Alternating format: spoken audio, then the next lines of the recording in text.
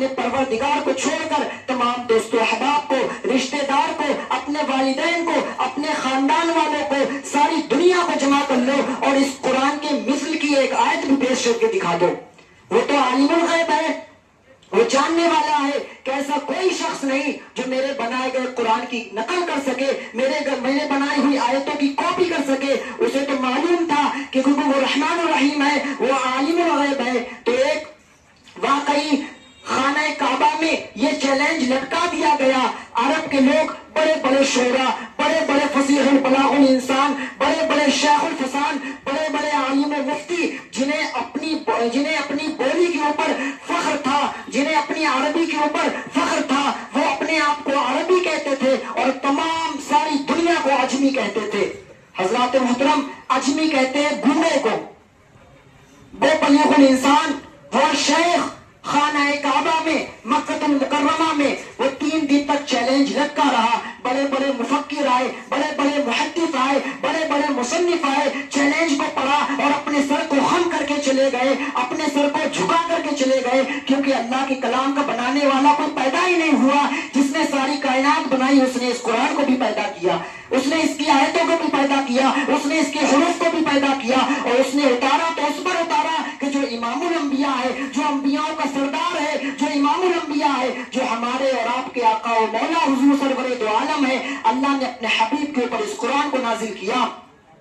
تو ان مکہ المکرمہ کے شیخ، ان میں سے ایک بلیغ الانسان نکل کر کے آیا، اس نے چیلنج کو پڑھا اور اس نے چیلنج ایکسپٹ بھی کیا کہ میں اس قرآن کی ایک آیت بھی نہیں۔ اللہ نے جب چیلنج دیا کہ تم کوئی سورہ بقرہ بڑی سورت نہ بناؤ، تم سورۃ الکوثر کی طرح، سورۃ المانن کی طرح، سورۃ الکوثر کی مانن کی طرح ایک آیت بھی بنا کر کے پیش کر دو، تم سورہ آل عمران نہ بناؤ، تم سورہ قل هو اللہ احد بنا کر کے دکھا دو، تم کوئی بڑی بڑی صورتیں نہ بناؤ، تم نہ سورہ ہود بناؤ، نہ سورہ یوسف بناؤ، نہ سورہ یونس لکھو، بلکہ اگر تم لکھو تو سورۃ الکوثر کی مانند ایک آیت بھی بنا کر کے دکھا دو۔ تو اس نے جب اس چیلنج کو ایکسپٹ کیا، حضرات محترم وقت کم ہے اس لیے آپ کو بڑائی خصوصی بیان کر رہا ہوں، سبھی حضرات توجہ کے ساتھ سنیں اور اپنے علم کے اندر اضافہ کریں۔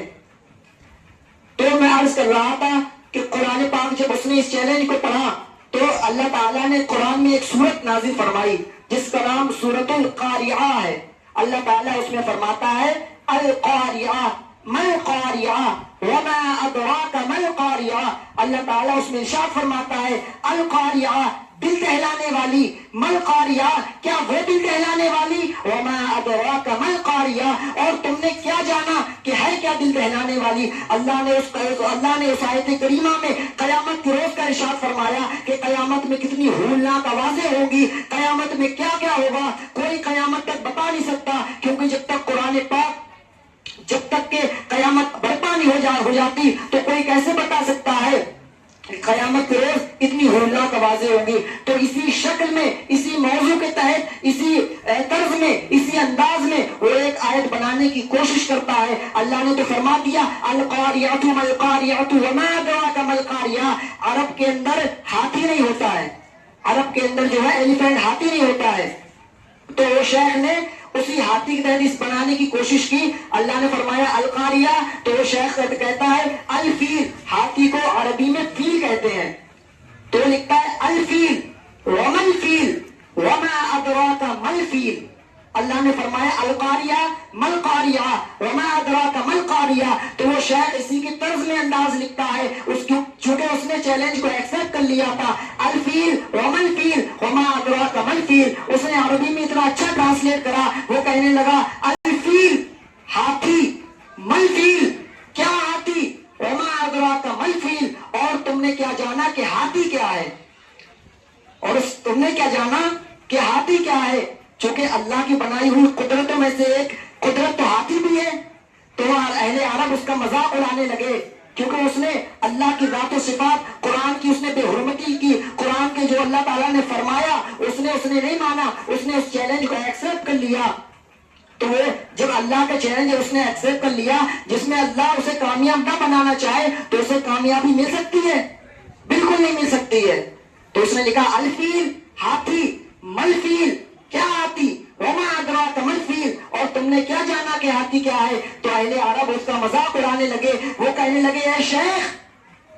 تو نہیں جانتا ہے کہ ہاتھی کیا ہے، میں نہیں جانتا ہوں کہ ہاتھی کیا ہے، یہ اہل عرب نہیں جانتے ہیں کہ ہاتھی کیا ہے، لیکن وہ لندن والا جانتا ہے ہاتھی کیا ہے، وہ چین والا جانتا ہے ہاتھی کیا ہے، وہ جاپان والا جانتا ہے ہاتھی کیا ہے، وہ افریقہ والا جانتا ہے کہ ہاتھی کیا ہے، وہ امریکہ والا جانتا ہے ہاتھی کیا ہے، وہ ہندوستان کا بچہ بچہ جانتا ہے کہ ہاتھی کیا ہے۔ اور اے شیخ بیوقوف، ہاتھی جانتے ہی نہیں، بلکہ ہندوستان میں کچھ قوم تو ایسی ہے کہ جو ہاتھی کو پوچھتی بھی ہیں۔ وہ تو خدا ہے، اس نے قیامت کی روز کی بات کری، وہ تو عالم الغیب ہے، شک و شبہ کی کوئی گنجائش موجود ہی نہیں، لیکن اس نے جب ہاتھی کا ذکر کرا تو اس نے اپنے سر کو جھکا لیا، اور وہ اللہ جیسے پانی کے بلبلے پانی میں ڈوبتے ہوئے نظر آتے ہیں، ویسے ہی اس کا ذہن، ویسے ہی اس کے خیالات، ویسے ہی اس کا مائنڈ اس کی طرح پانی کے اندر ڈوبتے ہوئے نظر آیا، اور وہ عاجز و قاصر ہو گیا۔ تو حضرات محترم، اللہ کا کلام چیلنج کرتا ہے کہ تم اس کی مانند ایک آیت بھی پیش کر کے لاؤ، اور بے شک ہرگز کوئی نہیں لا سکتا، ہرگز کوئی نہیں لا سکتا۔ محترم سامعین کرام، قرآن پاک کو اگر ہم پڑھیں گے، قرآن پاک کو اگر ہم سیکھیں گے تو ہمیں زندگی جینے کا طریقہ بھی آئے گا، پانی پینے کا طریقہ بھی آئے گا۔